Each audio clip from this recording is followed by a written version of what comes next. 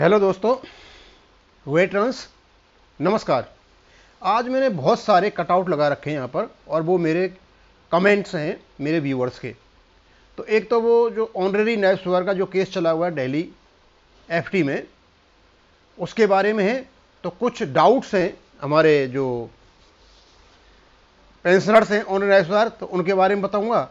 और कुछ यहाँ कमेंट्स हैं एक पर्टिकुलर ग्रुप के जो कुछ भी कहते हैं, पता नहीं कहां से कह के आते हैं, उनको तो बाद में देखूंगा। पहले तो ये देखता हूं।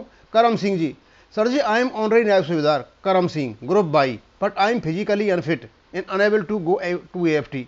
What I do for increase of pension from 1/7/2014। Karam Singh जी, मुझे ऐसा लगता है कि आपने कोई केस किया है या नहीं किया एएफटी में कहीं भी। जिन्होंने केस कर रखा है उन्हीं को एएफटी में जाने की जरूरत है। यदि आपने केस नहीं कर रखा है तो आप तो एएफटी में जाकर करोगे क्या। और यदि आप फिजिकली अनफिट हैं तो कम से कम आपके साथ में, क्योंकि अब तो जो है लार्जर बेंच सुनवाई कर रही है, बंच में केस है जे, तो आपका वकील तो चला जाएगा। आप नहीं जाएंगे कोई बात नहीं है, क्यों, वहाँ वकील भी देख लेगा आपका केस। उनको बता दीजिए आपने केस कर रखा है, भाई मैं नहीं आ सकता, मैं फिजिकली अनफिट हूँ और मेरे लिए परेशानी है। और दूसरों का जब हो जाएगा, क्लियर हो जाएगा सबके लिए, तो आपको ऑटोमेटिक मिल जाएगा। भगवान सिंह, दीवान साहब 2006 से पहले वालों पर भी लागू है। भगवान सिंह जी, ये जो केस चला हुआ है ईएफटी में ऑनरेरी नायब सदर का, ये 2006 से पहले वालों के ही लिए है, ये बाद वालों के लिए नहीं है।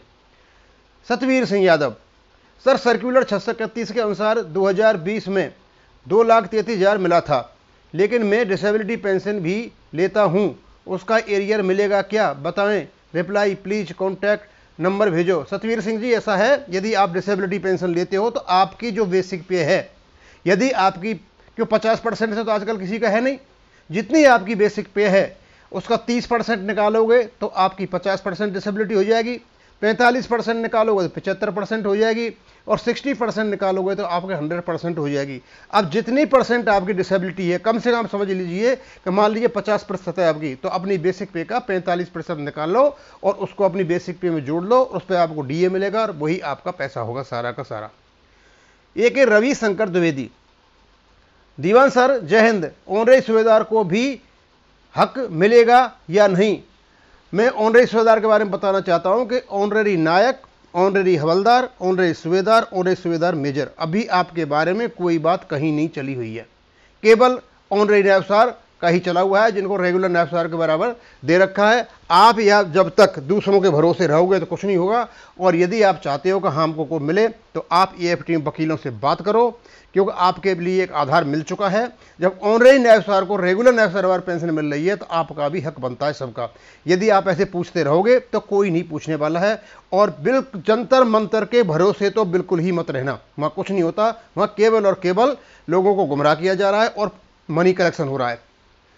अब मैंने क्या हुआ कि 2-3 दिन से ऐसा चला, आज मुझे इसका कुछ वो भी मिल गया। पहले तो ये बताऊंगा मैं आपको कि इक्वल एमएसपी केस, ये कोई जो नए स्कूल है उन्होंने डाला था। Voice of ex serviceman JCO ORs case हार गए। क्या है वायरल केस की सच्चाई, कपिल फौजी क्यों ऐसा प्रचार कर रहे हैं। और बगल में इन्होंने यहाँ कपिल फौजी का फोटो भी लगा रखा है, उसमें लिखा हुआ है एमएसपी का केस वीर बहादुर सिंह जी हार गए, और यहाँ कपिल पीडीएफ करके कर रखा है। अब इन्होंने जब पूरा वीडियो मैंने देखा और कपिल पीडीएफ को जब इन्होंने खोला तो उसमें पता चला कि कपिल जी 2016 में जो पीआईएल डाली थी, वो केस जो हारा था वो तो उन्होंने पहले बता दिया था कि दिल्ली हाई कोर्ट ने उसको एंटरटेन नहीं किया, उसको डिसमिस कर दिया था। उसको लगा रखा है कि इसको केस को हार गए हैं, लेकिन सच्चाई ये है कि केस की सुनवाई 4/5/2023 को है। अब यदि कपिल फौजी ये काम कर रहे हैं तो मुझे पता नहीं कि इनका क्या उद्देश्य है, क्यों कर रहे हैं और क्यों नहीं कर रहे हैं। नाम तो कपिल का ही हो रहा है सब जगह, क्योंकि यूनाइटेड फ्रंट पे भी बता रहे हैं कि शायद ये कपिल ने निकाला है और कपिल ही कर रहे हैं। अब सच्चाई तो यही जाने कि क्यों कर रहे हैं और क्यों नहीं कर रहे हैं। हाँ, इतना जरूर था कि मैंने इसके बारे में वीडियो बनाया था, और जो हमारी दिल्ली हाई कोर्ट में सुनवाई है उसमें 4/5/2023 है डेट है, उसके जो डॉक्यूमेंट मैंने डाला था, तो पूरे उसमें 4/5/2023 को सुनवाई जो डाली थी, तो मेरे को कमेंट जरूर आना शुरू किए। एक तो है सदाराम लकड़ा जी, ये बड़े कमेंट करते हैं, और ये मतलब जो होते हैं महान देशभक्त जो होते हैं, तो ये महान निष्ठावान है कपिल जी के प्रति। मतलब उनके प्रति ये बताए भैया रास्ता ये है, तो वो निश्चित रूप से गलत रास्ते पर चले जाएंगे लेकिन रहेंगे वहीं। तो एक तो कहते हैं मैंने कहा था कि यूनाइटेड जो फ्रंट है वहां से मैंने ये लिया है कि वहां पर न्यूज चला हुआ है कि मतलब वहां के एमएसपी केस हार गए, लेकिन ऐसा कुछ नहीं है। तो ये लिखते हैं सेल्फ स्टाइल्ड यूनाइटेड फ्रंट। भैया सदाराम रखरा जी, क्या होता है सेल्फ स्टाइल्ड? मतलब आप इतने दूध को धुले हो कि मतलब जो सोसाइटी एक्ट के अंतर्गत बने हुए जो एसोसिएशन है, जो इकट्ठे होकर के एक वहां फ्रंट बना रहे हैं, तो वो सेल्फ स्टाइल्ड। और आपने बनाया वो क्या है? आपने जो अर्जुन सिंह जी के नेतृत्व में जो बनाया हुआ है वो क्या है? और आपको यह भी पता है कि वहां से कुछ लोगों ने छोड़ना भी शुरू कर दिया है, और मुझे पता लगा कि चौहान साहब की कोई लड़ाई भी हो गई है। तो आपका क्या है भाई, ये बताओ मेरे लिए। अरे आपने बना रखा है, ऐसा उनने बना रखा है, एक और पहलवान जी ने बना दिया। कोई बना लो, कितना ही बना लो, इससे फर्क कौन सा पड़ रहा है? तो आप ऐसे मतलब क्यों चिड़चिड़ाते हो कि मतलब सेल्फ स्टाइल्ड बना दिया? और सबसे ज्यादा यदि ये काम कर रहा है तो यही ग्रुप कर रहा है। अभी इन्होंने एमएसपी का केस डाला हुआ है और उसको लाइन पर लाए हुए हैं। जो चंडीगढ़ में हार गए थे, आप लोग चुपचाप लग करके बैठे, उस केस को लाए हैं। और अभी यही ग्रुप 17 तारीख को पता चलेगा कि जो इंटरवेंशन एप्लीकेशन है 62 ग्रुप वाले की, एक्स ग्रुप वालों की, यदि उसमें कोई परेशानी आती है तो यही ग्रुप उसके बाद उन्हीं लोगों के साथ जो 11 एयर बैटलियन से मिलकर के और अपने ऑर्गेनाइजेशन की ओर से इस केस को करने जा रहा है। ये बहल साहब ने बताया, उनको मैं कल बताऊंगा कि उन्होंने क्या क्या तैयारी कर रखी है। अब और सदाराम लकड़ा जी, मिर्ची लगनी लाजमी है। पैसे कलेक्शन से कुछ हेरा फेरी लगती है तो कोर्ट क्यों नहीं जाते? मैं तो लकड़ा जी अब भी बता रहा हूं, मेरे सवाल तो वहीं की वहीं है। भाई मिर्ची लगने क्या लगेगी? आप यार ऑथराइज नहीं हो। आप जंतर मंतर का पता डाल करके, अनरजिस्टर्ड पता डाल करके आप कैश कलेक्ट करने के अधिकारी नहीं हो। मैं कोई डरपोक फर्क नहीं, तुम्हारे मुंह पे फिर कह रहा हूं मैं। कोर्ट क्यों नहीं जाते आप? मैं खुद जंतर मंतर गया था, वहां किसी का चीर हरण नहीं हो रहा है। शर्म करो यार थोड़ा बहुत। मुझे नहीं पता तुम्हारी उम्र क्या है, इस प्रकार झूठ बोलोगे यार? क्या नहीं हुआ था? सब कुछ होता है वहां। क्या क्या बोला है तुम लोगों ने? किस प्रकार की हरकतें की है तुमने? अरे वो तो इज्जत वाले लोग हैं जिन्होंने तुम्हारे केस नहीं किया। आपको पता है कि कोर्ट में जाकर के मतलब और ज्यादा परेशानी होगी। क्या नहीं किया तुम लोगों ने? कोई तुम्हें समर्थन करता है कोई इन चीजों का? कोई नहीं करता तुम्हारा समर्थन, कोई अक्सर उसमें नहीं करता समर्थन। झूठ बोल रहे हो क्या? कुछ नहीं हुआ है, सरेआम हुआ है। समझे? इस संसार को शब्द कहते लज्जा तक नहीं आई। अपमान कर रहा है पूरी वीर नारियों का। नारियों का हम अपमान नहीं कर रहे, नारियों का अपमान तुम लोगों ने किया है और मिलकर के किया है। और इस प्रकार के शब्दों का मतलब प्रयोग किया जो अश्लीलता से भरे हुए थे, अभद्रता से भरे हुए थे। तुम ढकना चाहते हो? तुम शर्म नहीं आती तुम्हें? अफसरों की चमचागिरी की है ताउम्र, अब तो सुधर जाओ। हाँ भाई, हमने तो अफसरों की चमचागिरी है, तुमने तो जाकर के उनको हर मारा है ना। तुम जैसों की जबान नहीं खुलती होगी उनके सामने, ये बकवास करते हो तुम, हमको पता है। तुम अफसरों की तो बहुत दूर की बात, तुम्हारे एक हवलदार के सामने, अपने सीनियर नायक के सामने जबान नहीं खुलती होगी। हमने पता नहीं है मिलिट्री का उसका, कि मिलिट्री में क्या होता है। एक सीनियर जूनियर सिपाही सीनियर सिपाही की बात माननी पड़ती है। जो सेक्शन का कमांडर होता है, एक हवलदार जो होता है, उसके नीचे तुम दंडवत प्रणाम करते हो। जो एक सूबेदार होता है, उसका क्या नाम है कंपनी में, उसको तुम सुबह से लेकर शाम तक दंडवत प्रणाम करते हो।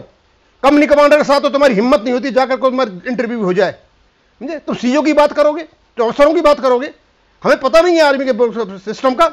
हमने आर्मी नौकरी की है और आपने नहीं की है। हमें नहीं पता कि तुम इतने खुदा रहे होंगे कि भाई सीईओ तुम्हारी आदेश मानता होगा और तुम आदेश देते होंगे।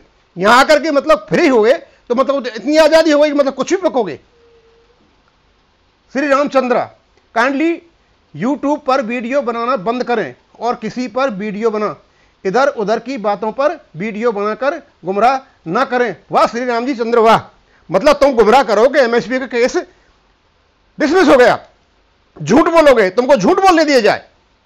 तुमको शर्म नहीं आती है कि एमएसपी के डिसमिस हो गया? कैसे हो गया एमएसपी के डिसमिस? एमएसपी केस की सुनवाई है 4/5/2023 को।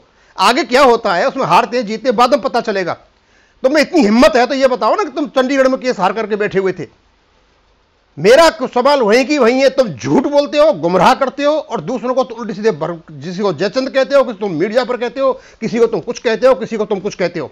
और सारी ये अवगुण तुम में ही है और नहीं है किसी में भी। मैं ये कह रहा हूं। और ये पड़ा हुआ तुम्हारा एमएसपी केस है, लगा रखा है फोटो यहां पर। मतलब एमएसपी का केस एक ऐसा केस है जो सारे के सारे जो एक्स सर्विसमैन हैं उनको प्रभावित करते हैं। उसी का तो मजाक बना रखा है। तुमने करना धरना तो कुछ है नहीं, आता भी नहीं तुमसे कुछ करना धरना। बस बेमन से एक केस लगा दिया, चंडीगढ़ में हार करके बैठ गया आराम से, और दूसरों की तुम बुराई करते हो। कर रहा है वीर बहादुर सिंह और करेगा वही। और मैं तुम्हें भविष्यवाणी करके बता देता हूं, तुम्हारे जैसे विचार हैं, जैसे तुम्हारे आचार हैं, जैसे तुम्हारे बोल हैं, ये तुम्हें कहीं का भी नहीं छोड़ेंगे। मुझे एक दिन तुम्हें खुद ही सब कुछ छोड़ना पड़ेगा। आदमी गंभीरता से चलता है, आदमी सरलता से चलता है, आदमी ईमानदारी से चलता है, आदमी निष्ठा से चलता है। ऐसी चीज तुम्हारे तक है ही नहीं, छू तक नहीं गई तुमको ये चीजें। बस मैं यहीं खत्म करूंगा। थैंक यू, धन्यवाद।